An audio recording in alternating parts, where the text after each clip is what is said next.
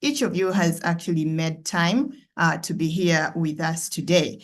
This online discussion has been organized by the Coalition for Media and Information Literacy in Uganda, and it coincides with the end of the 16 days of activism against gender-based violence, and also with the International Human Rights Day. So we are really excited to be hosting this online discussion today when we talk about and unpack violence against women and girls and within the communities where we live. So allow me just give a little brief about the Coalition for Grassroots Media and Information Literacy, which is a pivotal initiative dedicated to fostering knowledge, participatory democracy, and community empowerment.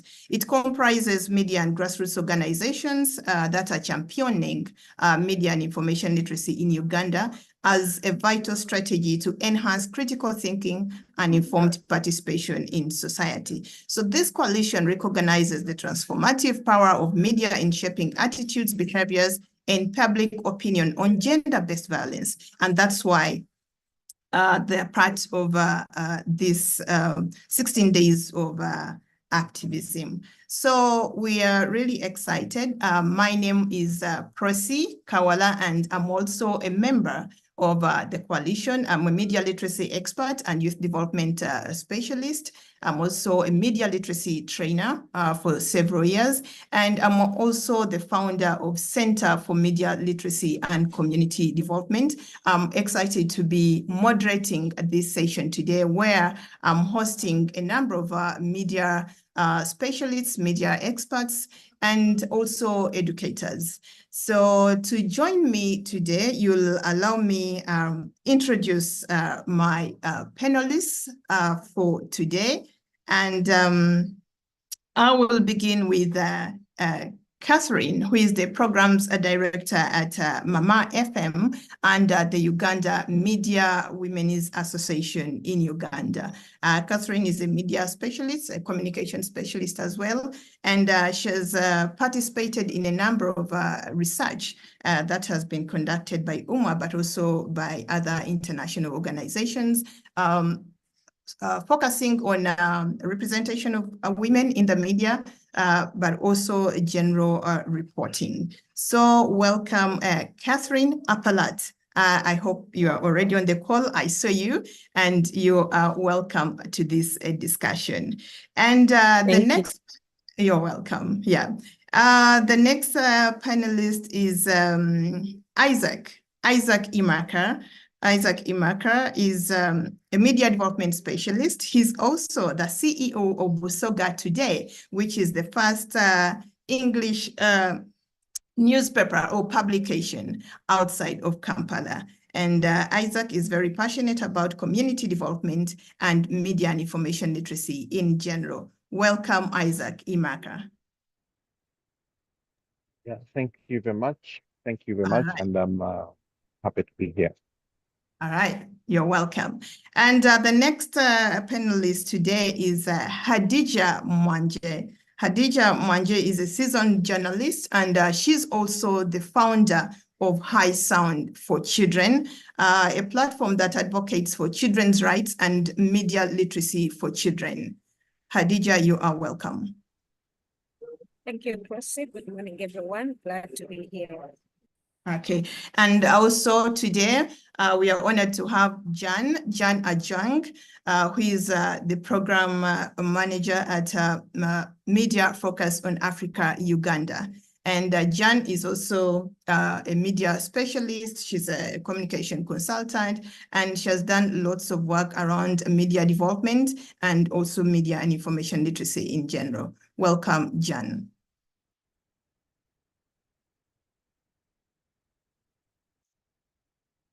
I saw you on the call. Yeah, but welcome. Okay, then, yes, yeah. Lastly, we are also honored to have Thomas Sitole. Thomas Sitole is an international development consultant, and he has worked a lot and done work across several countries within the region. He is a gender equality and social inclusion expert, as well as a media and information literacy expert and the founder of the Zimbabwe Center for Media and Information Literacy. Welcome, Thomas. Thank you. Happy to be here. You are welcome. Great. So we shall basically go into the program. I'm just going to give you an overview of how we hope to run the program for the next few minutes or the 1 hour and so. We are done with introducing our panelists. So I'm going to give each of the panelists time. I'll be posing questions to each of our panelists to give us their contributions to the discussion. And thereafter, we are also going to have time for the participants who are on the call to also come in and make their contributions, but also pose any questions or seek clarifications from what the panelists would have given us. And we shall also have, yes, that will be followed by that open discussion from any other person who wants to make a contribution. But as we move on, it's okay for participants also to send in their questions so that we can keep looking at them and then they don't have. But you can also, when your time comes as a participant, you'll also be able to raise your hand on the call and we shall call on you to be able to give your contribution. So to kickstart, I want really to bring in very quickly Mr. Thomas Sitole, who is a GESI expert, but also who has done extensive work in media and information literacy. And I would like you to bring us to speed with this question. What is the intersection between media literacy and the fight against gender-based violence? You can really bring us up to speed before we kick off with other panelists. You are welcome. Thank you very much, Prosi. I'll keep my video off so that I get the best out of my bandwidth. The intersection of media and information literacy and the fight against gender-based violence presents a transformative opportunity, not only to address gender-based violence, but to tackle a wider spectrum of development issues within communities. If you look at today's world, where the information digital landscape is replete with lots of information, there is information overload. There is need to empower citizens with the skills to critically assess, create, and engage with media to decipher and discern what is being thrown around. Sometimes it is not true, sometimes it could be misinformation or disinformation. But the role now of media and information literacy then empowers citizens to be critical thinkers as they interact with different information platforms and content that is being thrown at them. There is a lot of statistics when we talk about GBV, for example, that is being given to citizens, but are they empowered enough to even make sense of what is being thrown at them? For example, World Health Organization says that 1 in 3 women worldwide has experienced physical or sexual violence. And in Europe, the statistics is 1 in 5. And if you look at what is happening in Latin America, studies also show that there is a skyrocketing incidence of gender-based violence. And in Africa, the situation is worse in most countries, where more than 50% of women aged between 15 to 49 have experienced physical or sexual violence in their lifetime. And the media then becomes a very powerful tool when it comes to interacting with all this information that is being thrown around and shaping public perception, informing public policy and decisions, influencing cultural norms. When media misrepresents gender-based violence, whether through sensationalism or silence. It perpetuates the stigma surrounding victims. For example, a study in 2021 by International Women's Media Foundation highlighted that media often characterizes women as victims without agency or fails to report the systemic causes of GBV, creating a culture of victim blaming. And conversely, if you look at ethical journalism, which is where MIL really empowers us, we'll see that the potential to illuminate the problem and humanize victims, and also to empower citizens to take action, will also then be something that is a reality. And if you look at some of the global campaigns that have taken place, like the Me Too campaign, which gained a global traction, you agree with me that citizens took advantage of different social media platforms, campaigns that were waged on these platforms. And it is through MIL that citizens are able to do so in a meaningful and critical way. So if you look at really the role of media and information literacy when it comes to the fight against gender-based violence, there are so many examples on the continent that we can cite where organizations, communities, and individuals have taken advantage of that.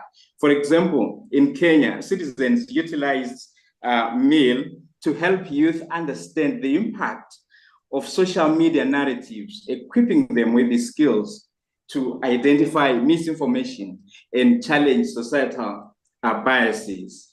If we watch on TV different programs, be it soaps, be it films, citizens are able to critique, analyze, and evaluate how women, for example, are being portrayed in different media platforms, and how gender-based violence stories are being told.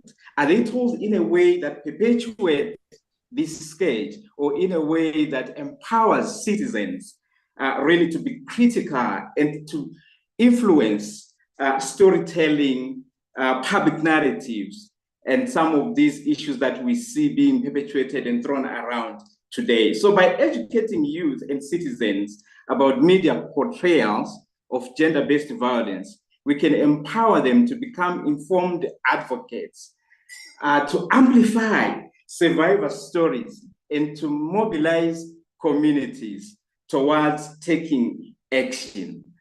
I think I will stop here for now.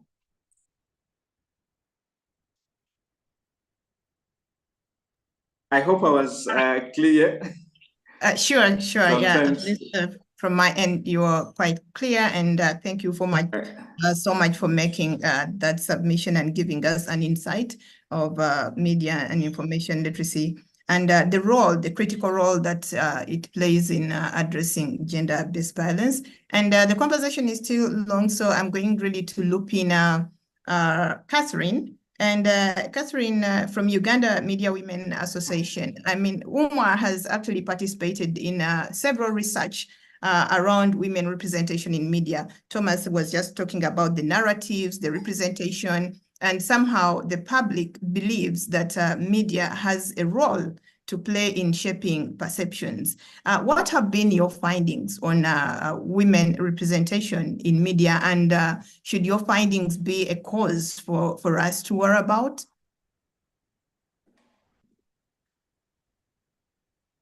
Thank you, Prosi. Let me put my video briefly, then I'll put it off. Yes, we should be worried of how the media is portraying stories on GBV and reporting on them.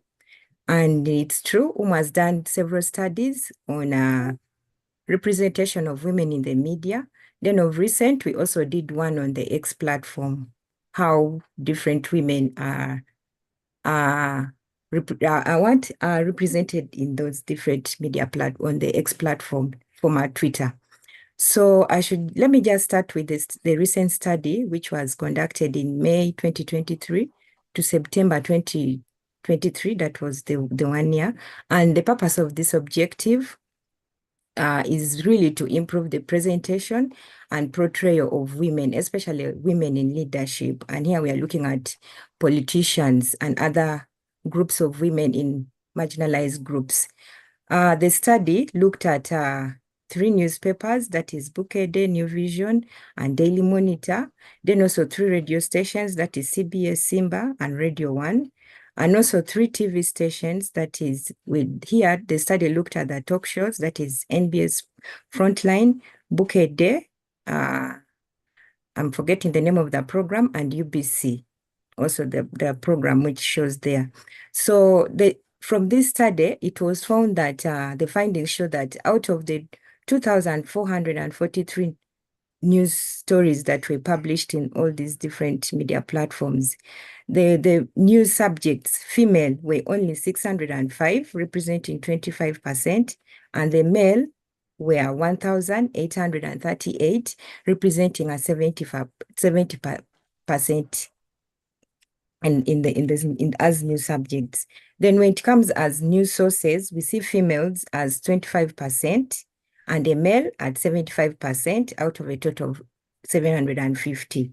So yes, please, it's a worry. It's a worry. Why is it a worry? Because when we are looking at these media monitoring research findings that we have, we see that there are very few women voices in the media, in the news stories. Even when it comes to the talk shows, there are very few women voices.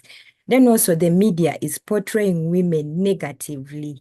They show women as sex objects. They portray women as poor leaders. They describe women in relation to their husbands, their partners, not as them being capable of doing the work that they are doing as leaders. Then also the language being used by the media reinforces stereotypes and doesn't show them in their full right as women in their capabilities. Then also, we also found that stories on GBV reported by the media are not followed up. They're given just like a small section in the newspaper, in our news bulletins, they're just given a small section. And worse still, yes, they're not given priority when publishing. They're just published in different corners of the newspapers and also just given a small airtime when reporting on on TV and in their radio. Then also another thing that we found out was that media is very detached from the survivors of GBV and violence against women and girls. We had a dialogue between the media and some of the survivors within the community here. And the survivors testify to us that they fear the media. Why? Because the media, they look at the media being somewhere up there in their own world, and for them, they are here. They're not able to approach the media when they have these issues that they need to address to the media, to bring to attention to the abuse that they are facing. Why? Because sometimes the media asks them for money. Then also the media people are not very friendly. They are not very social. So we also found that the media is very detached, and this calls for a worry for that. Then also we found that as women come up as leaders, the portrayal brings them down. And this has resulted to the women being abused by the community. So it's a cause for worry. Then when I look at another study that was done recently, and the findings were launched on the study that was done on the X platform, we find that indeed misogyny, this study was looking at misogyny and how women are being report, like when they post a tweet on the X platform, what are the reactions from the followers? How do people reshare their images? How do people retweet their tweets? Eh? So we found out that the misogyny is very prevalent on this platform. For example, out of a total of 1,640 tweets that UMA analyzed, 89, that is 5%, were misogynistic, while 1,500 551, representing 95, were not. And indeed, we went ahead to find that out of the 877 tweets posted by both males and females, 63 were misogynistic. And also, the total number of these tweets, we find that most of them were directed, the tweets were directed to women politicians, media personnel, and the women activists online. So you find that this deters the women, these activists, the women journalists, and the politicians from posting online because of the kind of feedback that they will get from the people the people who are following them on social media. And yet, yes, still, this will deter the upcoming young generation of women who look up to these women and also want to live their lives and post such tweets on X platform. But when they look at such comments, for example, for Nabanja, when there's something is posted about her, and different images are made up of different images, and different comments are made about her, which are not really appealing, and the images are sexualized. It doesn't really portray a good image to the young generation. So yes, there's need for alarm for the media in Uganda, and indeed we need to do a lot of work in this area. Thank you.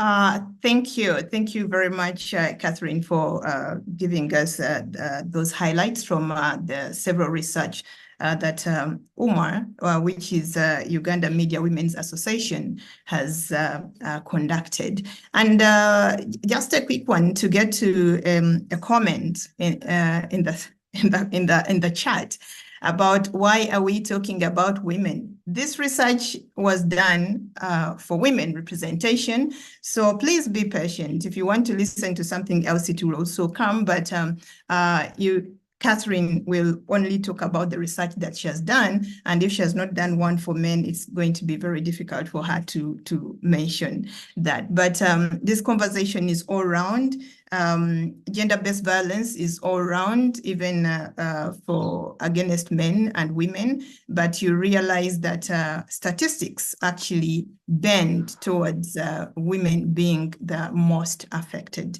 So yeah, we shall move on with that. And thank you very much, Catherine.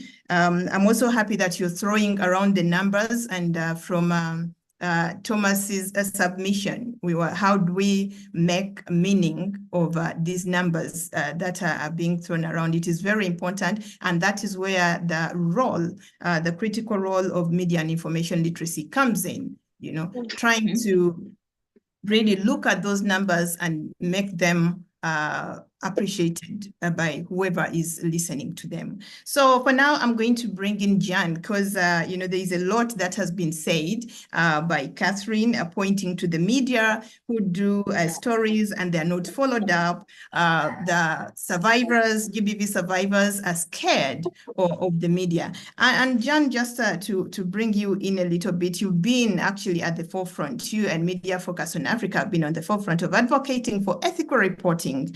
And also you recently hosted conversations tackling rebuilding trust in the media. And I think you see those are the issues that are really coming up. So how would you score media's performance when it comes to journalism ethics and gender-sensitive reporting in relation to addressing GBV?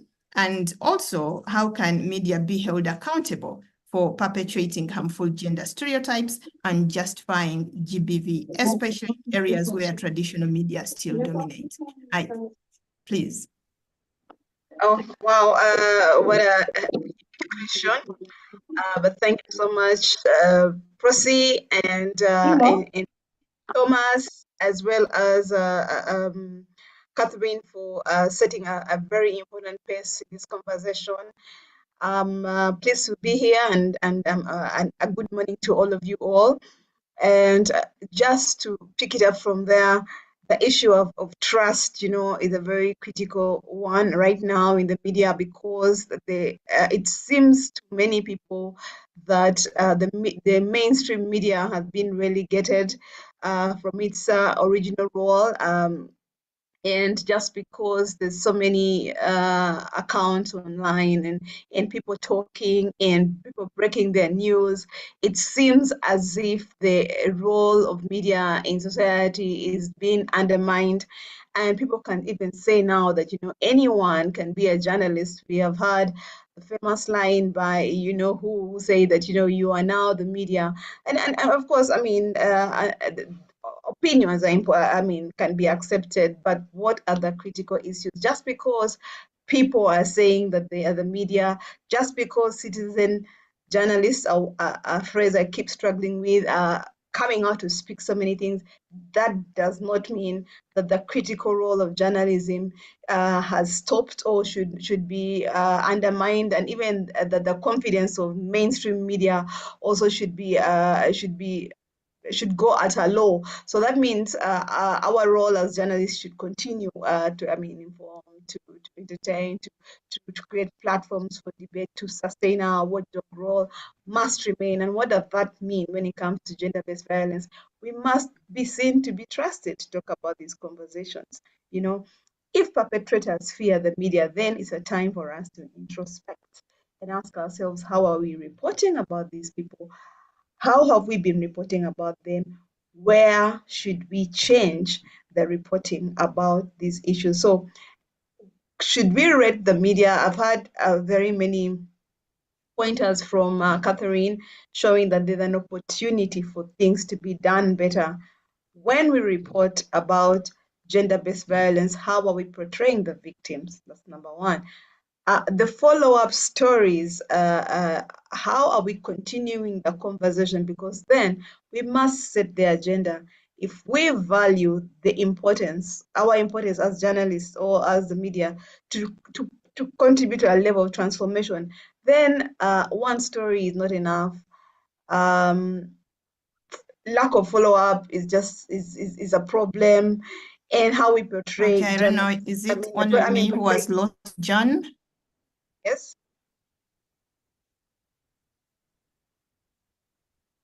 Is any other person getting Jen? But I think the network, Jan, your network is really doing you a disservice.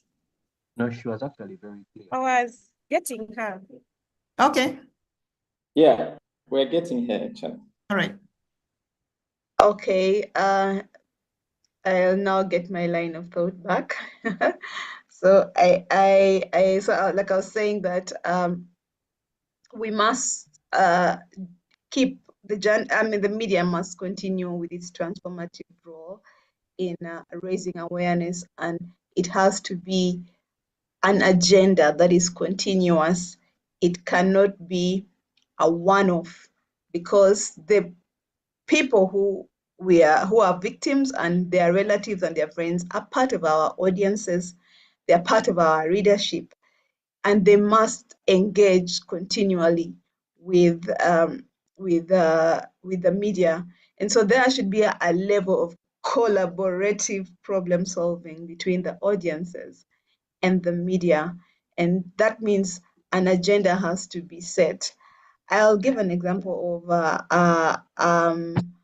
a radio station that we've worked with, and I hope they don't mind me mentioning their names. Okay, but they moved from just one kind of story, two kind of stories, and casual conversations to addressing three areas of intentionality that I hope people can borrow. I'll withhold their names, and I'm happy to share their story if you come to me individually.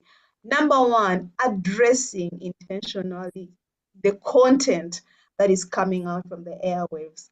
How is it looking? How are we presenting the victims? How are we presenting the stories about gender-based violence, whether they're men or women involved? So the content is intentional. How is the programming? Do we have programs in these media houses about gender-based violence, or we are only just having them as a news story? And yet, the content that comes out can actually focus on a whole program. And so this radio station was first given a desk. I mean, not a desk, like some program space to speak about gender-based violence. And when they started speaking about it, it expounded and communities used to participate. And because of that, the conversation is continuous between the audiences and the media. And finally, because this is a critical subject, they have set up a gender desk. Now, if you have a gender desk, that means every week there has to be something. You have to give some input to the communication side, to the editorial side. You have to give input to the perhaps the advertising side and to management about how this journey must continue. So addressing gender-based violence on one hand means you have to have a level of intentionality in the media house. The other hand is that there has to be connection between the audience, and then that's where the media and information literacy comes in. Slowly, when we continue engaging the audiences, they will understand what the critical role of media is, and that is one way to build trust for the media. And I think if you just think about back in the day when media was more trusted, when something wrong happens, they all say, "Oh, we go to the reporter, we go to the Munamawire." They all reach out and do that. But now, because people think that they can actually be the journalists, they are not. They don't have the skills or the knowledge of how journalism works, and because of that, they just throw things anyhow, and they're not prepared. And this is where journalism comes in and says, okay, you are a community reporter, or you are a content producer, or what. This is what works, and this is a better way of ethically reporting that. That is one side. On the other hand, of course, journalists know that ethical reporting is important. Why are you not doing it? Why are you sensationalizing a story when you should actually stick to the script of journalism? So there's an opportunity for continuous evaluation by the newsrooms of how they are covering GBV stories and how they can actually improve them, and collaboration, of course, with other stakeholders like the police and yeah. I beg to stop there, and I hope I have answered at least a bit of your question. Sure, Jan, thank you.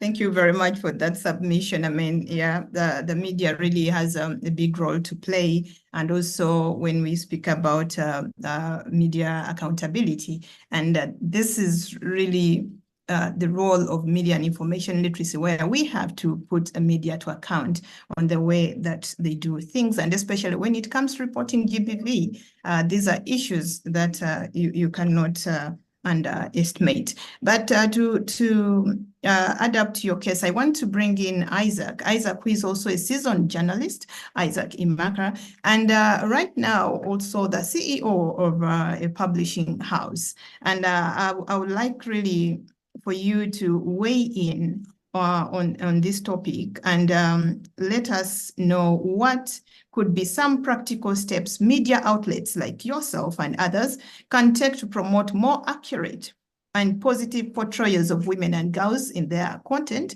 And also, how can we ensure that the media does not trivialize GBV? We also had that when Catherine was giving her submission, that the media does not take GBV issues as important as any other story they will be writing about. So Isaac, please take the microphone. Thank you very much. Thank you very much. My name is Isaac Imaka.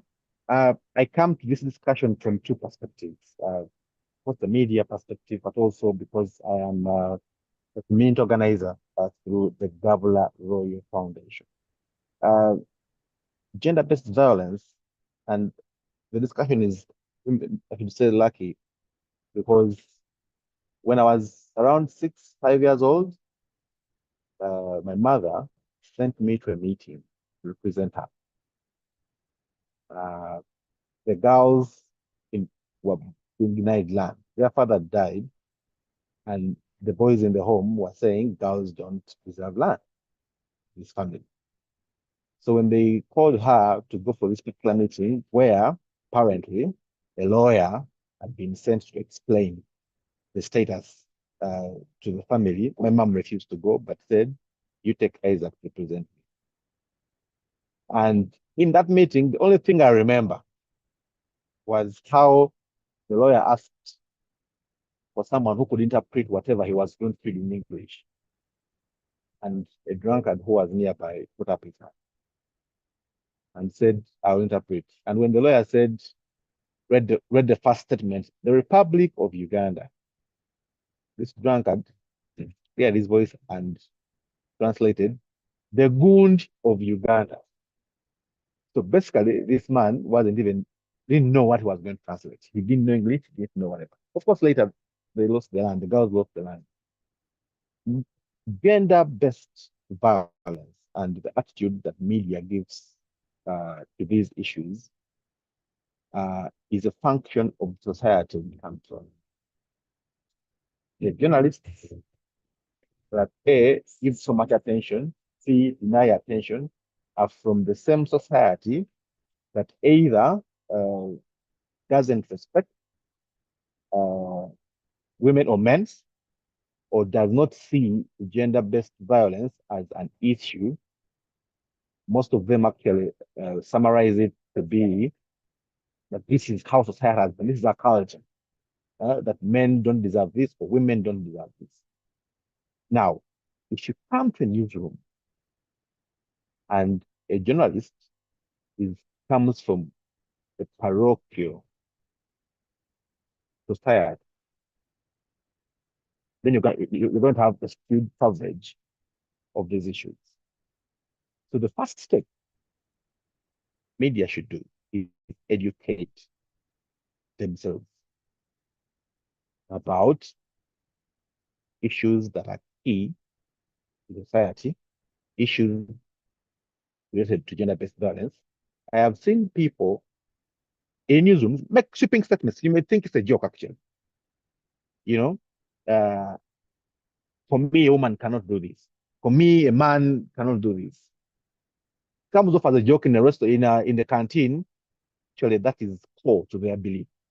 And if you start a person to go and cover a story, as the story is happening, they have their biases. There are things they will not point out. There are things they will not even put so much attention to because of how they were brought up and how they actually see things. So the first step is educate youngsters, train them about the importance of these things. Me, from the anecdote I used about how I went for this meeting at the age of 5, I see gender-based violence issues differently. I see, for instance, the issue of women access to land. It is core to me. Like I'm like, no woman should ever be denied land again. Probably I should by now. I'd be chilling at the lakeside if they had not taken the land from the women in the homes. Now, through Busoga Today newspaper, one of the reasons I began this newspaper was simply to tell the story of the rule of Busoga. You know, Busoga is one of the leading regions in terms of gender-based violence. Few of these instances happen in the city, Virginia city. Majority happening in rural areas where there is lack of information, there's limited access to information. Even the radios are there. If you listen to the radios, it's either programs to do with traditional healers. The men that are on those programs, extremely biased. They are let me call them traditional. These are the very people who, when a girl is being raped, they'll blame the victim. They will say, girls of these days, these versatile girls are this, and the other. So they will downplay a very important aspect of society. That's why you see that most women or mothers don't report defilement cases. And that's why you're seeing that there is increased prevalence of teenage pregnancy. Even the police, for instance, I'll give an example in Kamuli, yeah, where a parent goes to report rape or something that has happened to a woman, and the police officer in that office says, but this is a woman. These girls are behaving like this, so they judge the victim. So what should the media do? First of all, educate yourselves. 2, the media should take a proactive role. Should get out of that seat in the newsroom and do outreach advocacy. Media should advocate. We should not leave advocacy for fearful. The talker today should be able to go and host a town hall in Buyende. And when I host that town hall in Buyende, I should invite people that I would have invited, for instance, at a talk show panel, or I would have asked to write an opinion in the newspaper, so that this message directly is injected in society, because majority of these rural areas no longer access information because of the kind of programming that rural radios actually have. Sure. So that's the beauty of the consortium that we have. We created as to create media literacy, to spread the gospel of making people understand what it is and how they can access this kind of information. How do we not trivialize GBV? If it's possible, let us allow people to tell their stories without editing them. Let's not ask a reporter who has never been in a situation to go and write about a situation. If you can ask the person who has been there, you can blur her face, you can use a different name, you can do whatever, but let them tell the story as true as it is, as worrying as it is, so that Isaac, who has never been raped, does not start editing out versions of what he thinks could be excessive, excessive imagery from the story. So if we can ask people to tell the stories directly, journalism these days is no longer as it used to be, that it is a preserve of the guy who went to Makerere University, a preserve of the people that thought was the original people. The public has so much that can offer, so we should mobilize the public to tell the story and call out whatever they think is wrongdoing in terms of the applications. I don't want to exceed 7 minutes. Yeah, I was about to. Yeah, but thank you. I mean, you make very, very important points there on letting survivors tell their stories, and also the fact that the media is going to want to edit out what they think shouldn't be consumed by the public.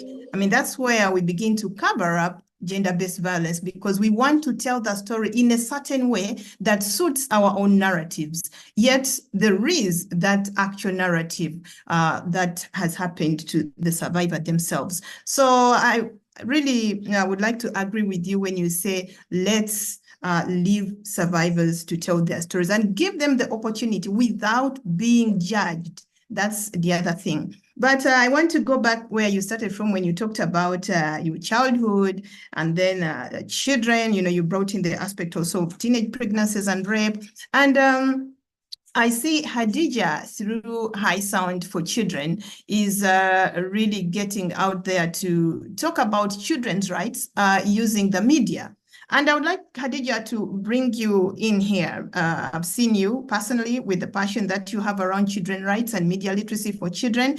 How can we educate and protect young people, particularly girls? I'm sorry, I'm going to really talk about girls, because statistics says so.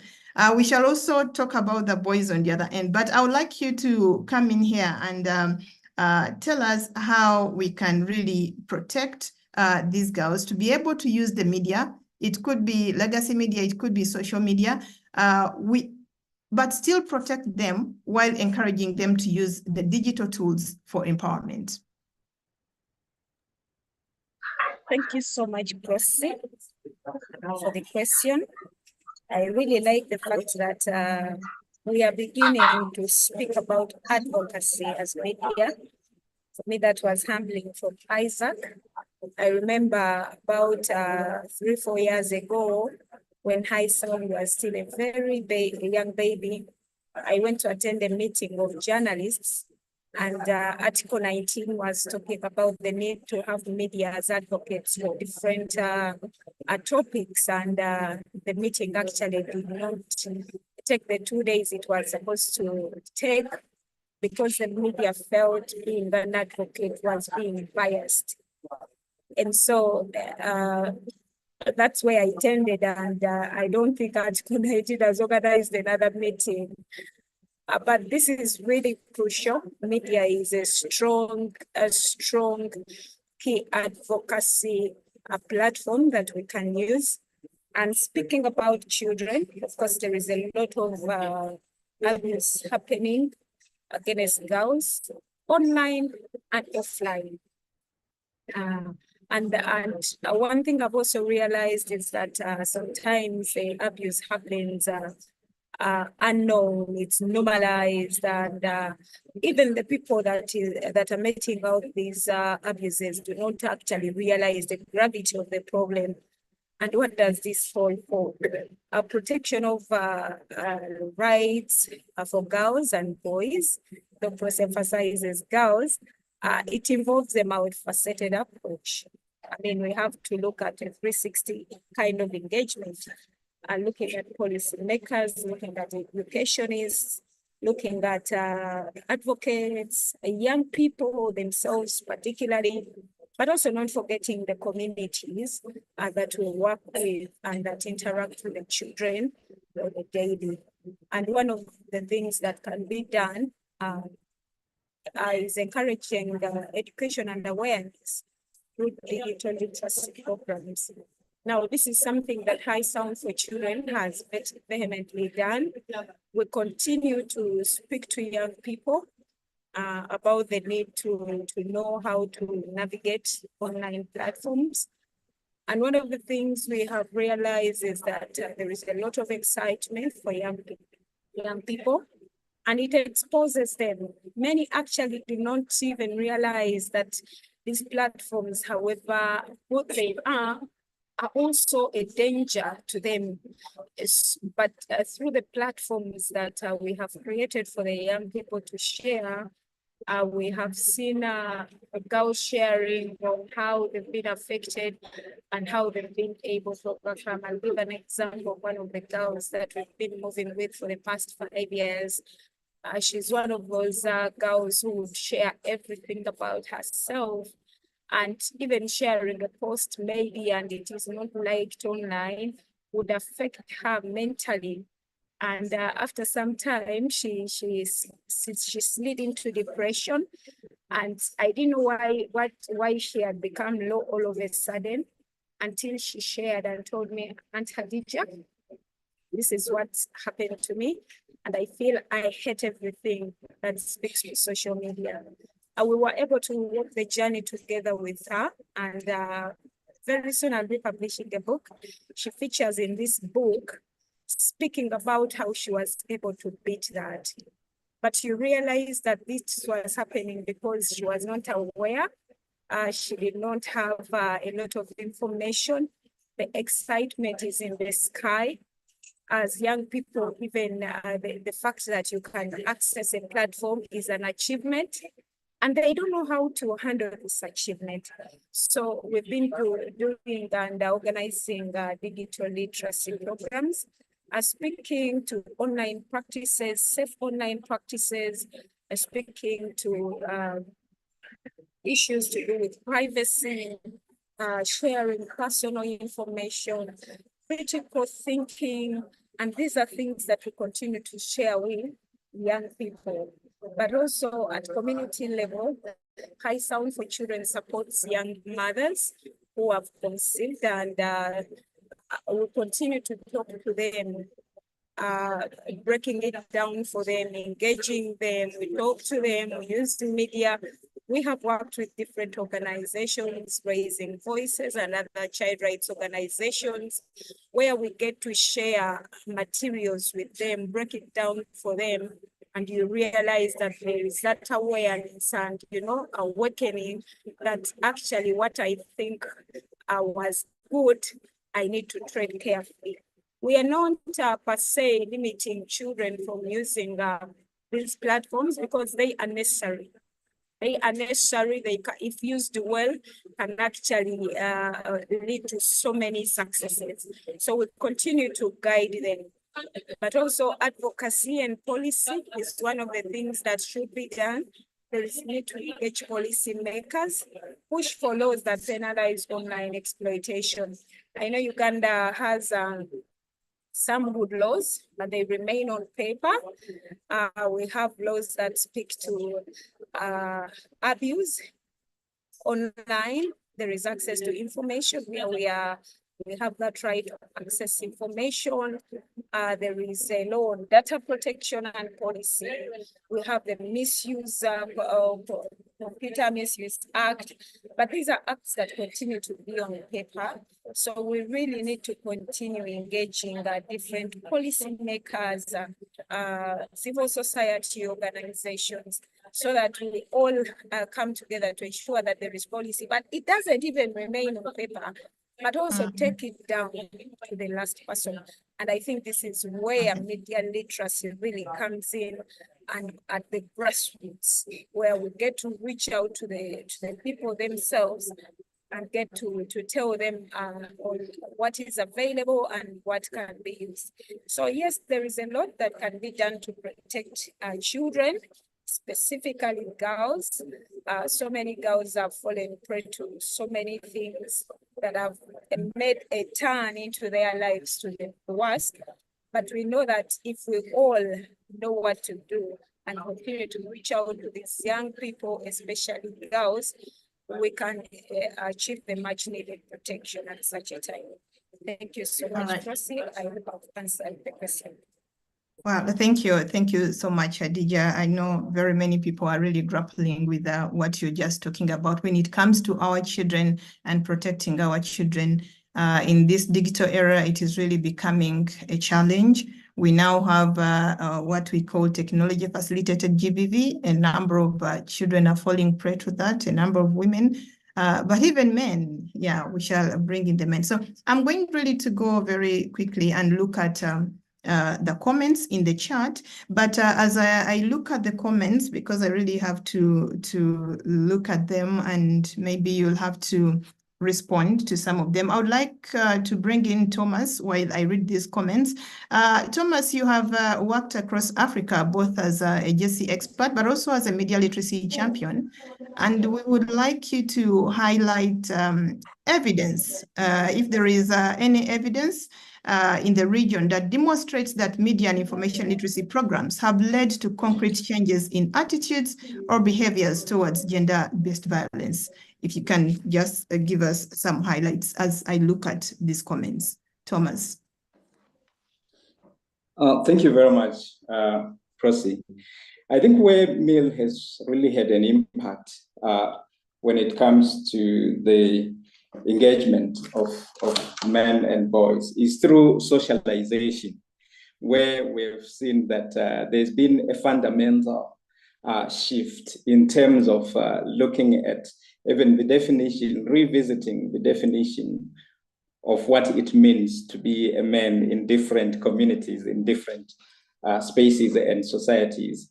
And MIL plays a critical role in the sense that it shapes like public perceptions and opinion, like I did indicate in my earlier submission, because when it comes to issues around masculinity, these are issues to do with identities and how boys regard masculinity and gender roles. And MIL then comes in to empower and equip them to question some of these roles that have been handed from generation to generation about boys, where they are not supposed to show emotion, they are not supposed to be respectful, they're supposed to be aggressive, they're supposed to express themselves through violent means. And because MIL now emphasizes and empowers them really to be critical thinkers, they begin to question, but why should we portray this kind of behavior where we are not allowed to express ourselves, our emotions? And because we are living in a patriarchal society, in most of our African cultures and traditions, socialization has emphasized the hypermasculinity, and this leads to unhealthy attitudes and behaviors towards men and towards women and girls. And because MIL now empowers men and boys to critique and even question some of these issues through critical thinking, they're beginning now to challenge some of them and say, but it is inhuman to treat other fellow human beings in a way that does not promote unity, cohesion, love, and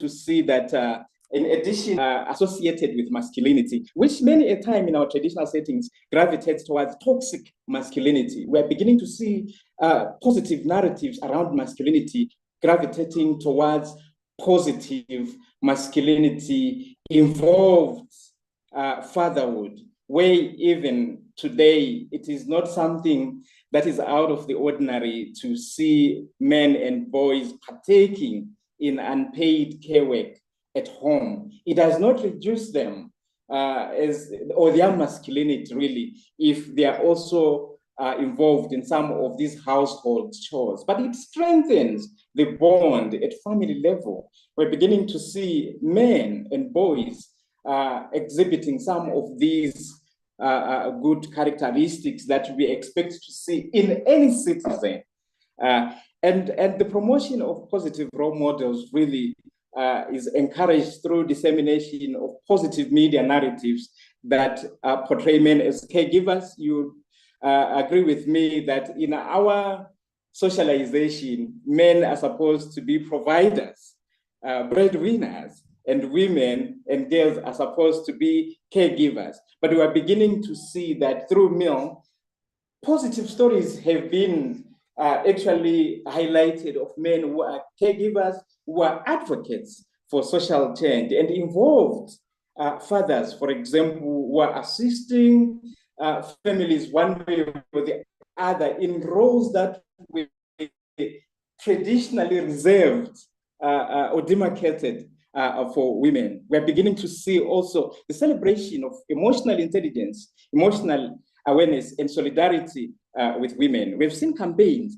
actually utilizing social media where stories have been amplified about men who are allies and who are actually taking a critical and meaningful role in challenging some of these narratives and some of these portrayals of men that revolve around aggressiveness, around violent ways of expressing or asserting themselves.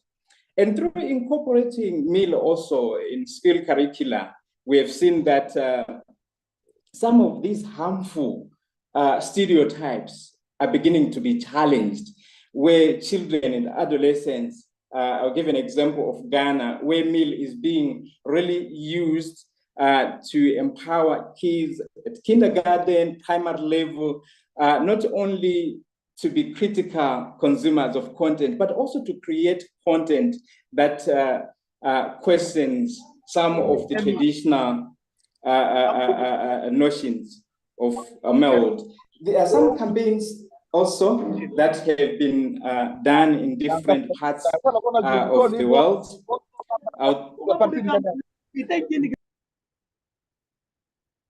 There is feedback. I don't know whether should I proceed? Yeah, I think someone is unmuted. Please, if you're not speaking, mute your microphone so that we don't get the feedback. Thank you. Yes. We've had campaigns like He for She, which have been global campaigns, but also we've seen that Africa and many parts of, especially the global south or the majority world, have taken part in some of these campaigns where men and boys have actually shown support and portrayed themselves as partners, as allies, engaging in these campaigns and questioning some of these behaviors that actually don't portray men as people who care, people who love, but men as people who are aggressive and who are inconsiderate. We've also seen men can in a minute. Yes. Campaign where men have actually been involved in holding other men accountable, especially those who are found to be perpetrators of GBV. So yes, there are quite a number of initiatives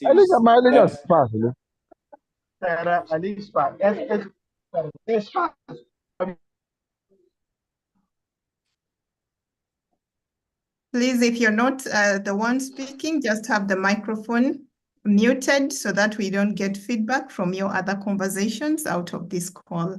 And yeah, thank you so much, Thomas. I don't know whether you had concluded, but then I wanted to bring in one question that is so far on the chat. And then I'll also bring in Isaac, because you've been making very pertinent points about male engagement.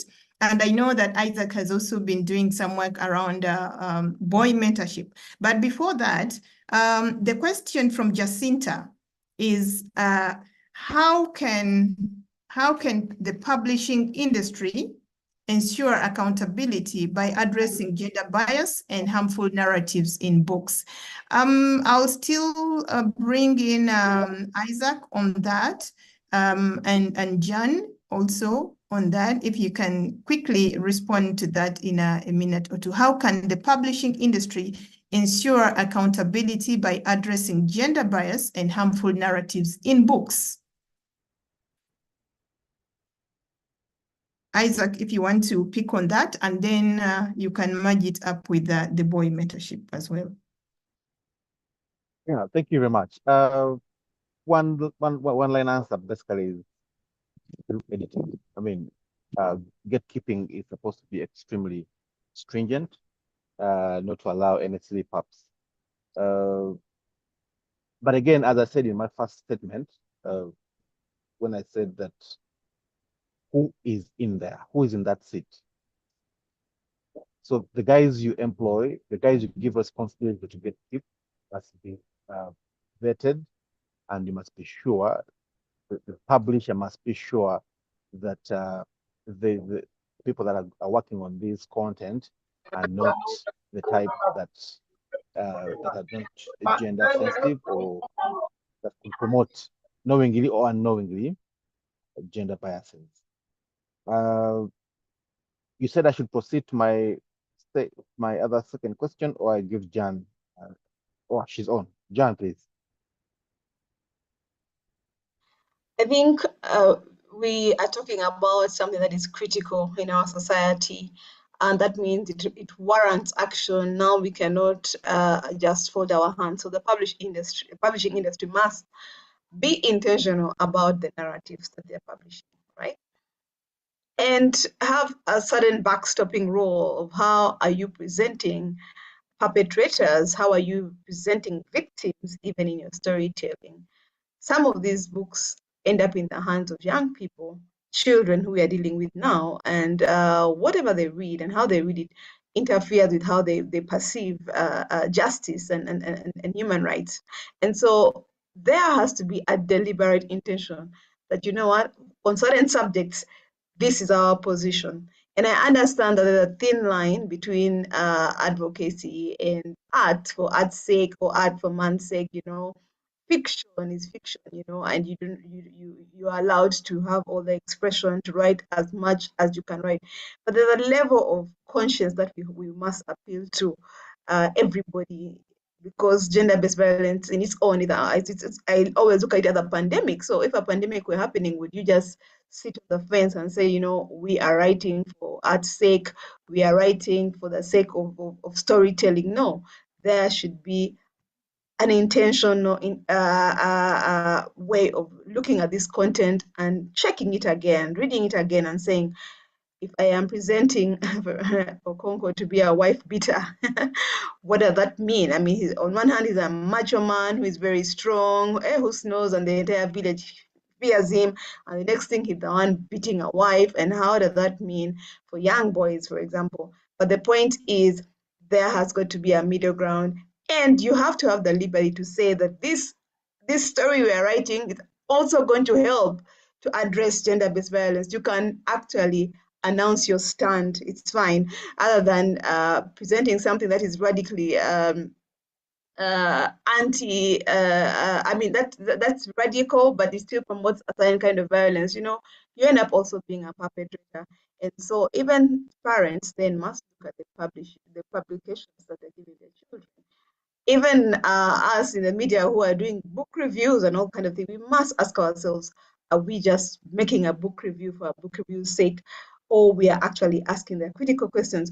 When we invite these authors, how are we talking to them? Are we celebrating certain things that we should actually be questioning? The narratives that actually escalate the problems in our communities? I submit. All right, thank you. Thank you, John, for that submission. And yes, maybe actually, Isaac, I think before you also come in, I wanted to bring in quickly Catherine, because we need also to understand if through the research, there have been some strategies that have been mooted to ensure that we promote responsible media reporting on stereotypes, because that's the same thing also when it comes to publishing. There are very many published books that have stereotypes, being amplified. In your research at UMA and elsewhere that you've done, are there some strategies that have been mooted around, promoting responsible media reporting? Yes, thank you, Prosi. But before I respond to the strategies and mechanism in place that UMA has adopted in promoting responsive media reporting on GBV, I'd like to respond to a concern that was posted by Hatma, why we are focusing more on women, but we are not focusing more on women, and the intention is not to push men away. However, it's because history shows that women have been marginalized for so long, and activists like us, even the media, we are trying to bring about a balance in society so that we address these issues that are greatly affecting women. So therefore, media plays a very important role in bringing out these imbalances as media, and really show the root cause of the violence that is being caused in GBV. So it's very important for us to, and therefore we also encourage platforms where both men and women, we are not saying only women, both men and women come up with strategies to address the injustices being committed in society. Therefore, as UMA, our role as media is to inform and report responsibly. If we don't do that, then how will the society know that these injustices are there? And that's why we are saying, that's why the focus has really been on what? On women. And we are not saying that men are not affected. Yes, they are affected. And this year, around August, we launched a program. It's called The Plight of a Boy Child. We launched it at UMA grounds here. And this campaign is meant to address issues affecting the boy child. Why we intend to empower the boy child so that they grow up into human beings who are respective of the women and who are responsible.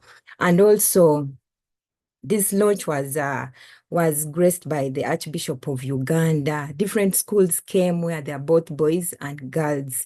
And we had parents, we had teachers. So it was a collective effort to see that the boy child is not left out, but he's also included in this campaign to see that these cases of GBV reduce. So that's my response to that question. Then when it comes to the mechanism in place for us as UMA to adopt and promote responsive media reporting in Uganda, UMA has come up with different strategies. Some are new, but some have been there. For example, recently, with support from Austria Development Corporation, UMA launched a guide for reporters, for newsroom reporters and editors on how to report on GBV and violence against women and girls. This guide is focused on the survivor, a survivor-centered approach. What are those needs of a survivor before you take your mic and the camera to take the photographs? What are the do's and don'ts? So the guide is there to guide the editors, the news reporters on how to report when they encounter any stories on GBV? And also, after they've written this story on GBV, how do they follow it up? How do they publish? Do they inform the person that they've interviewed that they are going to publish so that the person can read and know that really this is the content that I gave you and not any other content concocted by the journalist? Then also it provides the referral, which organization, which institute can help the survivor to move on, the support that they need. It can be psychological, it can be a shelter home. So that is the guide that UMA launched recently to help the journalists to report better on GBV. Then another strategy. Okay, I'll cut you short so that we can bring in other perspectives, but that is really good. I mean, the strategies and I mean, all these things I think are on the UMA website. Please visit UMA website for most of these resources. They're quite practical and they're adoptable, so we can all really borrow some best practice from what Uganda Media Women's Association is doing when it comes to media and information literacy and also addressing gender-based violence, but also violence against women and girls in general. And now the men also. So I'll bring in Isaac quickly because Catherine has also been talking about the boy engagement. And I was going to ask, like, what happens? Because mostly when these conversations, we've been to communities, and you'll find that when you go to hold a community dialogue about GBV, you'll find that women are the ones who are going to be showing up.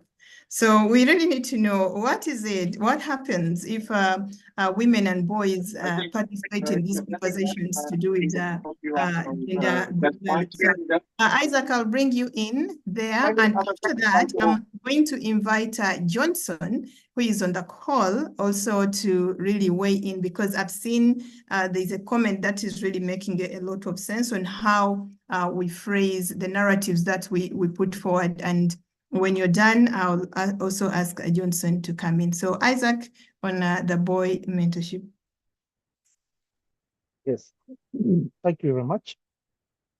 You've, first of all, his culture.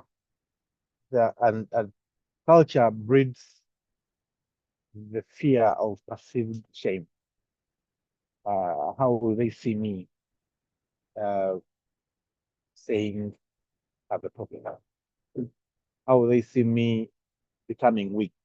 So men have been raised, especially in the rural areas, men have been raised to think that to see masculinity in a particular way, macho men and don't show pain. If you show pain, then you're weak. If you tell your friends that my wife is beating me, there's a problem at home, then they're going to laugh at you. And this is, of course, you can go to church, you see how the male person is addressed and how women are treated.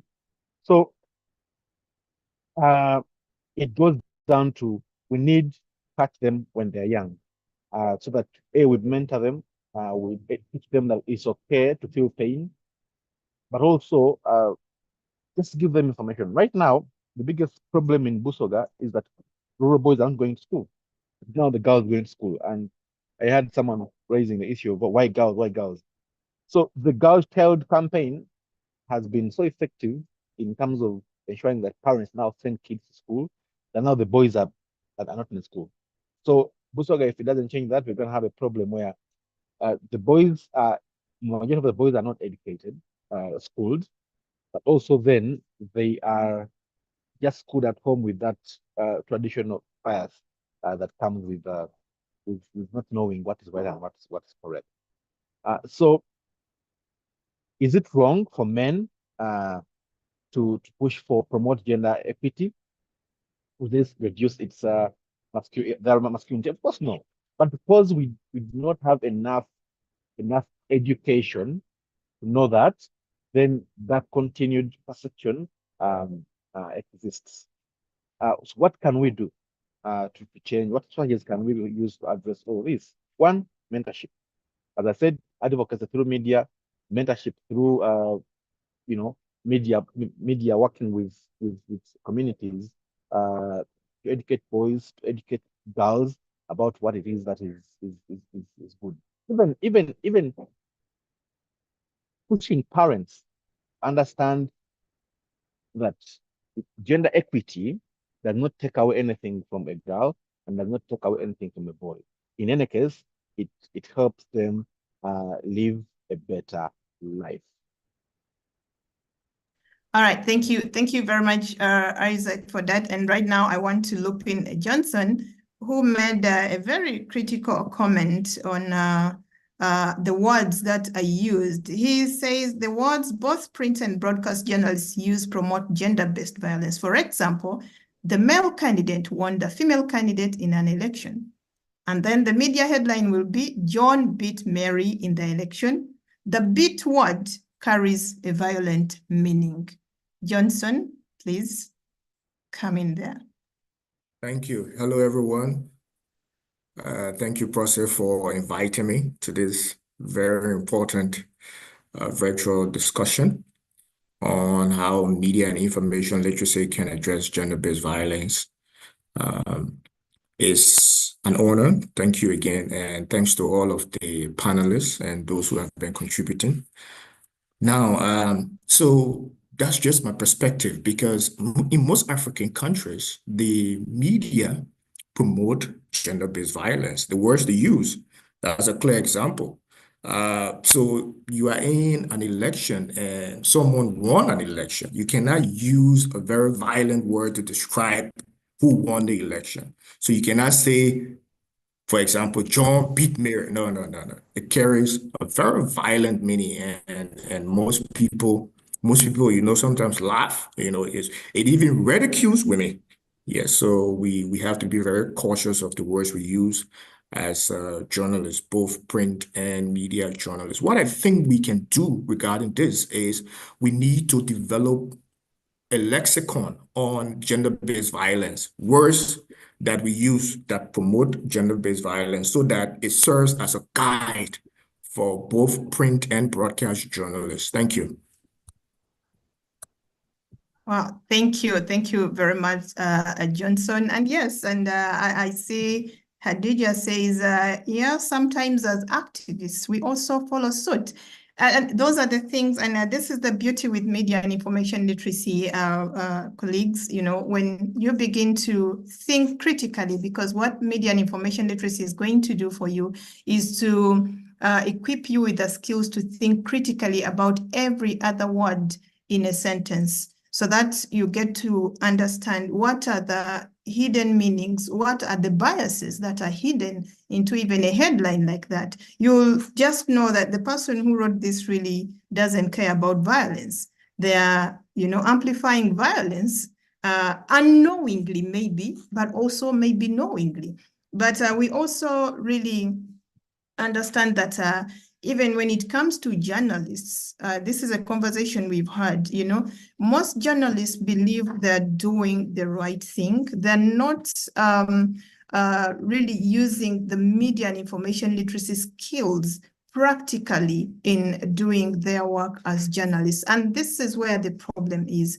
When you talk about media and information literacy to a journalist, they're going to come and say, what are you talking about? I think even Hadija spoke about it, where they said, okay, when we speak about advocacy, then we are not doing our job as journalists. That is not true. You have to just do the right thing, and the right things also mean being sensitive, to certain contexts. And when we speak about GBV, I think that really comes out. Thank you very much, Johnson. And I want to open this to every other person on the call. Please, it is now time. If you have any contribution to make to this conversation, I know we have very many experts on the call. We have educators on the call. Please, this is your time. Raise your hand and we are going to give you the flow so that we can also dig into experiences that you've had elsewhere on the continent, in the African region. How have you used media and information literacy to address gender-based violence? And how do you think it can actually be integrated going forward? So this is your time, please. Just raise your hand and we shall allow you open your microphone and contribute to this very critical topic today as we conclude the 16 days of activism against gender-based violence. So I'll also, maybe as people think about what to do, if there is someone's hand up and I'm not seeing it, please alert me so that I can call you out, because I'm not seeing any now. Anyone's hand up? I saw Jacinta, you had very good points over there. If you can also weigh in and we contribute to this conversation, that would be really great. But I'll still, anyone there right now? Before I bring back the panelists, please.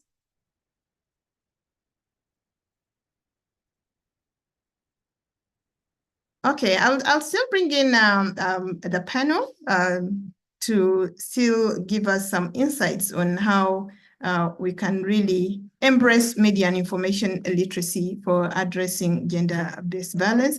And let me bring in Hadija. Hadija, I mean, we are talking about media and information literacy, but it hasn't all been smooth all the way. Integrating media and information literacy. And I know for sure you've been working with children and you're trying to take media and information literacy to schools. What could be some of the challenges that you have encountered while taking media and information literacy to schools and children? And this could also be something that any other media literacy educator or activist is facing in Africa. Thank you so much for this question. Of course, there is a lot of work around it and integrating it in the school curriculum, not only school, but also community programming. And one of the challenges has been the lack of the limited access to technology and infrastructure.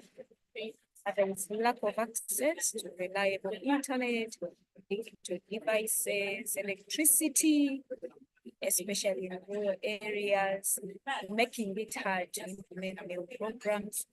But also to counter this, we continue to advocate for government and NGO partnerships and provide the necessary infrastructure.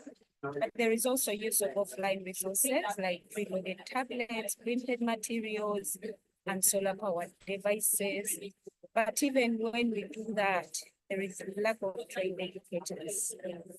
Now, because meals seems to be a new concept, especially in the developing world, even the trainers are scarce, leading to limited capacity to deliver effective programs. That will also continue to train teachers and community leaders, but also looking at school. It is not a big thing. I've been to schools where you go and you want to interact with the children, and first of all, some schools see it as okay, where do we benefit from? We are also trying to have the ministry on board, but it is really huge work in progress. And the only way that we can have MED effective in schools is to integrate it into the curriculum, which is not happening right now. Right now, it's like a co-curricular activity. And also given the new syllabus, I really like the new syllabus for the secondary schools. At first, there was a lot of, complaints here and there, but I think we are beginning to appreciate. And for me, I appreciate the fact that there is provision for such activities where we can incorporate meal. So this has been one of the challenges, that it is not catered for in the structures. And so going with these programs, for instance, in schools, requires a different program. In the schools where we work, we've been speaking to schools to avail time, afternoon, after lunch, or over the weekend. But still, you can see that the work is huge, and you cannot reach out to each and every child. each and every school. So incorporating it into the curricula would actually save us, but also this comes with trainers, and we have limited teachers, teaching staff that can do this. So the challenge is huge, but I know that we are making progress. Yes, it's Okay. small work, but I know we shall get where we want to be. Thank you. All right. All right. Thank you. Thank you very much, Hadija, for letting us in on those challenges. I'm just going to read a few comments that have come in on the chat. And from Kajumba Goretti, she says, enhancing people's ability to critically analyze media content, they can identify and challenge harmful stereotypes or victim-blaming narratives perpetuated in media. Yeah, I mean, I think, Goret, you're emphasizing the role of media and information literacy here in making sure that people develop critical minds that can analyze issues. And I have one from Vitalis, Bruce Ziraba, who says, MYL shouldn't be left to journalists or media technocrats alone. Organizations should adopt media and information literacy as part of their strategic areas and use it to effectively construct policies and systems that address GBV, beginning with the workplace. I think that's a very, very valid point. A lot of GBV in workplaces is taking place, and if we begin that conversation now, we might we might spend the whole 24 hours talking about that. And yeah, also Ivan Senabulia, for me, deliberate efforts by all stakeholders should center at realizing the power the media practitioners hold in causing positive change regarding stopping GBV in communities. Currently, this is lying low due to exciting news rather than developmental stories. Yeah, these are all very important points that are coming in there and emphasizing the critical role of media and information literacy, the topic that we are handling right now. And Sarah says, also, as we report on GBV, let's not forget the marginalized groups like the people with disabilities. They are always at risk, especially women with disabilities. That is a valid point there. So yeah, thanks everyone who is sending in. Please keep those points coming in, and I'll keep checking the chat. But also, we shall be happy to hear your voices. If you can just raise your hand and then say something, we shall all be excited to just hear you put forward these points. So for now, I'm going to, I think I want to bring in Thomas here. Hadija mentioned a lot of issues there regarding media and information literacy and getting it across our communities. And I would like to ask Thomas, because from your experience working in different countries, how can media organizations, non-government organizations or governments and development partners collaborate more effectively to strengthen media and information literacy initiatives like Hadija has been talking about, and also in particular those aimed at addressing GBV, but also other development issues within our different communities? Thomas. Thank you very much, Prosi. Yes, this is a very critical conversation we are having, because I would recall that we are coming from a highly patriarchal society that is characterized by gender inequality and social exclusion. And in this fight and this struggle is a revolution and transformation that we are actually involved in, that we are waging. And it's not going to be business as usual. So even media practitioners, I'm very happy that some members of the audience have already begun looking at issues critically. The way business was done, be it in the media space or any other sphere in a gender unequal and inequitable world cannot be the same as in a world that we want to see today, where there is gender equality and gender equity. So it speaks also to the transformation in terms of the language that we are using. If we can also revisit some of these fundamental aspects of culture, where we are intentional and deliberate about coming up with gender sensitive, neutral, respectful, and inclusive language, as well as communication. In our everyday lives, it calls for different stakeholders to come on board. It calls for institutions of learning also to revisit their curriculum, to look at some of the materials that they have today that were crafted when we were still in a world that is unequal, that celebrated violence, that celebrated aggression, especially because it was male dominated. And most of it, the content that was created back then, was by men who were exhibiting the hypermasculinity I spoke about, where we see this language that is still being used today. And that's where Mill comes in now to say we need to correct some of these issues that still perpetuate and perpetrate the injustice and the imbalances that we are seeing. There are many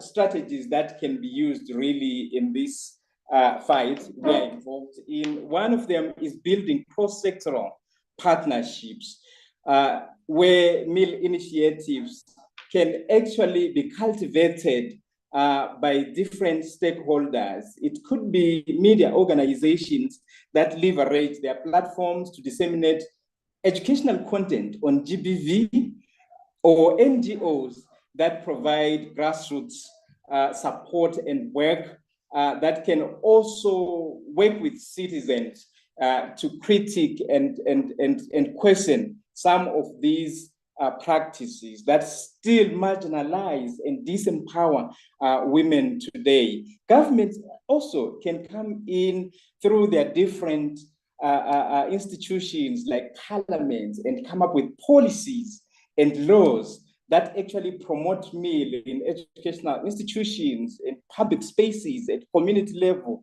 But at the same time, while also looking at how GBV and gender inequality and social exclusion can actually be tackled. We look at also at the development partners. You realize that most of the interventions that are being done, especially around Mill and even GBV, do not receive the necessary funding that they should receive. Usually the donor or development partner priorities are actually tied to probably foreign policy goals of the countries that are supporting those institutions. And you find that some of these challenges we are talking about today are not even part of their priorities. But if we can have a conversation and bring them on board and show how this is going to hamper and even make it impossible for some of their ambitions, some of their aspirations and foreign policy goals to be realized, then probably we can have a strong case of how a holistic approach can actually be the winning strategy. Also empowering communities through digital storytelling. I think the point has already been highlighted that it's no longer the preserve of the professional journalists or media practitioners to create content. How do we empower our communities to create content in a way that promotes love, in a way that promotes harmony and peace, gender equality, and social inclusion, that raise awareness and challenges some of these stereotypes, that questions the toxic masculinity traits that were celebrated long back, and some in some spaces even today. Actually, we can also leverage technology and social media to mobilize communities and facilitate conversations about gender-based violence. How can we take advantage of community theater, for example, to engage, bring different stakeholders together so they can have a conversation. But we also need to monitor and evaluate the impact of some of our interventions that we are embarking on and that we are involved in, to see whether or not we are making changes or whether the communities are benefiting from that. Thank you very much. All right, thank you. Thank you very much for that submission. And I'll also now read the charts. I hope I'm going to read this name really well. Please, please, you should come up and say, hey, you didn't say that name. Nchumisa. I hope that's the, please, if I really didn't do justice to the name, just open your microphone and let us know how to mention it. So Mr. says, sometimes media plays a huge role in perpetuating violence. The words and material shared to the public, which is very influential to the public. Maybe we need ways to expose the public through programs. All community media organizations and other organizations, schools, and general communities. I think this is about partnerships. I want to interpret it that way, that we all need to come together to be part of this kind of advocacy. And Nalwada Jacqueline, you say, thanks for the opportunity today. Issues of GBV are so important, especially when it comes to women who in some accusations, I think, taken as inferior as journalists. I think we need those long-hour programs on TV, radio, and social media platforms to create more awareness. Yes, this is, I think I agree with you, Jacqueline. And this will help in exposure and helping people to sensitize how they share content and not promote violence, and maybe a consequence if one is found to promote violence in all aspects of GBV. That was an addition still from Nchumisa. I hope it was following up on the first submission. Okay, I think, oh, there is Subi is asking a question. How do we change the negative narratives of social media influencers, or even influence them to start reporting ethically?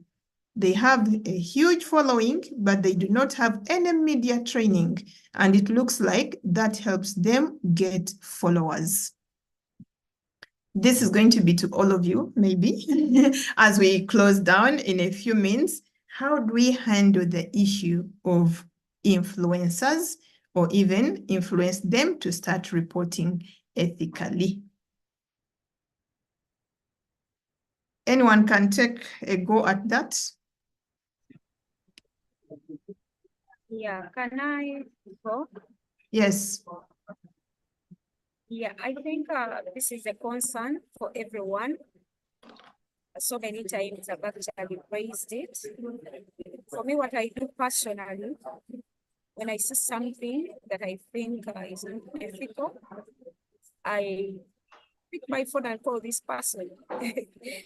That is if I have it, or I will look for the contact and engage the person.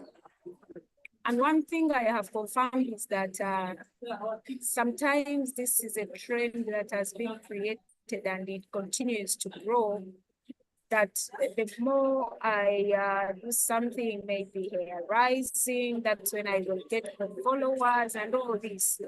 And sometimes even the people that do this do not realize the negative impact it has on the people, first of all, affected by this, but also in the communities in general. So for me, one thing that I think we need to not give up on is continuous engagement. Okay. Really, these are human, and when we talk to them, of course, change takes some time, but if we continue to engage them on a case-to-case basis, but also with the right information, we do not actually have to be confrontational, but be deliberate on showing them what is right and what is wrong and the effect it has. because I've noticed that many don't realize it is a trend that when you do something this way, you have more followers, you know, and social media is about followers. So they continue to do this, but you tell them that, hey, you're very popular. Yes, how do we use the numbers you have to create positive change? So this is it, and I on a bigger scale, because the one-on-one engagement is really minimal. But on a larger scale, if we can all do that, maybe do more trainings, targeting such people, the influencers, engagements that continue. I think it's a long journey, but one step at a time. I think we shall get where we want to. All right. Thank you, Khadija. And I'll bring in Jan, but afterwards, I want to find out if there is anyone on the call who is not a panelist who would like to weigh in on this, because now our time is running out. And Jan, you'll make your point in a minute. Then I'll invite other panelists to give us their parting words as we wind up at this discussion. So Jan, in a minute. Yes, thank you. Khadija earlier spoke about laws that are not being utilized, and I think if people are breaking the law using their platforms, I mean, where it must be addressed. We hope that the law enforcement can come and address this. There should be something, you know, that must be done to just basic criminal behavior. We should not say that they're ignorant, you know. There should be we need to get some precedents and examples of bad manners. That's what I would think. Just to add to the point of Khadija. And we all can see when somebody is crossing the line, but what are we doing when they cross the line? Do we just get these screenshots and share them, or we need to raise an alarm when we see a thief, because a thief is a criminal? We raise an alarm when we see these influencers doing these things. We just shrug off, yeah, but you know what, it's a crime, you know, and people should not get away with it. I submit. All right, thank you, Jan, for that. And now, in the next few minutes, we are going to be winding this down. I also want to thank again everyone who has stayed with us. I mean, we started 2 hours ago. I mean, we are coming to the end of this. It's just 7 minutes to midday, which is East African time. Yeah, and it could be reading a different time wherever you are. But we are really grateful that you've kept to this call from the beginning until now. So I'm going to... let me see. Robert Birungi says there is need to implement the Press and Journalist Act as well as the Computer Misuse Act. And Robert has written this in bold. It says something, you know, in communication that says a lot. Like, you really want to emphasize that, yes, and we agree with you. But as a media and information literacy activists, we also believe in engagement. Just like Khadija said, we need to engage the influencers, show them that what you are doing is not maybe the proper way, and it's not responsible. So media literacy teaches us to be responsible citizens, responsible communicators, and responsible communicators and consumers. So yeah, the critical role of media and information literacy comes into play here, you know, very, very well. And we hope that we can be supported or on our way to scaling media and information literacy initiatives that will help everyone. So at this moment, I don't see anyone who is putting up their hand. I'm going to invite, let's begin with Catherine. In seconds, please, 30 seconds. What is your last word in one sentence? In one sentence, thank you, Prosi. I was trying to put up my hand on the issue of the influencers. These are self-made journalists and they have followers, but we know, like Uma's really worked with one influencer and also one media house that usually posts those funny images of women. So what we usually do, we bring them here to the training and show them the effects of such posts it has on women, for example, stress, death, as low self-esteem for the women, and even suicide. And yeah, change takes time, but we believe by engaging them, they are going to change. So briefly, as my conclusion, I would like to say that it's very important for us as media that it's our role as media to inform, to educate, and to set the agenda. Therefore, if we do not do that, then we are not going to be able to highlight these issues of GBV.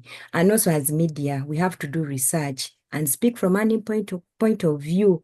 We use our statistics when reporting on issues of GBV, such that the policymakers, when they know that the magnitude of rape and all other forms of GBV on the rise, they can also do what? Take action. So it's better for us as journalists to use statistics. Then also media is part of society. I think we are closing media is down, part of society, and we should not be taken up by society, by societal beliefs and perceptions. We should use this opportunity to learn, to learn and relearn from these beliefs that are happening in society, so that we are able to give the community or the society information that is developmental and information. Thank you, Catherine. I understand the passion, but we are looking at time, and people have really dedicated their time to us the last 2 hours. We wouldn't love to keep them here waiting, but thank you. Those are really very pertinent points, and the call to action that you are making is well appreciated. I'll bring in Johnson briefly because his hand is up, but Johnson, it is really seconds, so it is 30 seconds.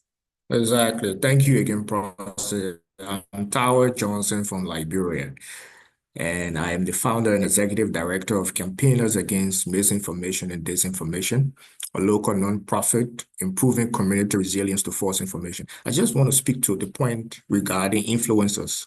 Now, what we can also do, I support engagement, but also empowering the public on how to report some of those posts, because social media provides a room for that, to report posts that promote sexual and gender-based violence. Thank you. Thank you very much for making it quite brief. So I will now loop in Isaac. Isaac, please, your last statement in 30 seconds. Well, thank you very much, everyone, for being on this conversation. It's the first of so many. Mine is to thank you, but also to make a call that we should take this conversation to the grassroots where people are suffering more and more. Have a good day and have a good week. Thank you. Hadija, your last statement in one sentence. Yeah, thank you so much for your time. Thank you for staying on. Let us start early. Let's do it with our children, and we will not regret. I will also say this to the parents here: please don't underlook media literacy. Whenever there is an opportunity, please let your children get interested. That is the only way we can save the responses. Thank you so much. Thank you, Hadija. Now I'm remaining with Thomas. Thank you very much. Thank you very much, President. Thank you very much, everyone. It was a pleasure being on this call. Yeah, engaging men and boys in the fight against GBV necessitates really practical strategies that consider the cultural dynamics of socialization and masculinity. And that's where we need to come in as media to transform some of these narratives and question some of these stereotypes. There is really need for all stakeholders to work together, be it NGOs, civil society, development partners, and funding partners as well. This is a vice that is wreaking havoc in our homes, in our communities, in our families, globally as well. Thank you. And thank you very much, all the panelists. Thank you for putting in all the time and giving us all these highlights. And to our participants who have stayed on the call for 2 hours, we don't take this for granted. Thank you so much. And I'm going to say the same thing that is on the screen. Please join us in promoting media and information literacy as a tool to combat gender-based violence. Together, we can create informed communities, supporting the 70% of survivors who wish they had more resources. So let's please end gender-based violence, not just within these 16 days, but every day of our lives. Thank you very much and have a great day. Thank Thank you.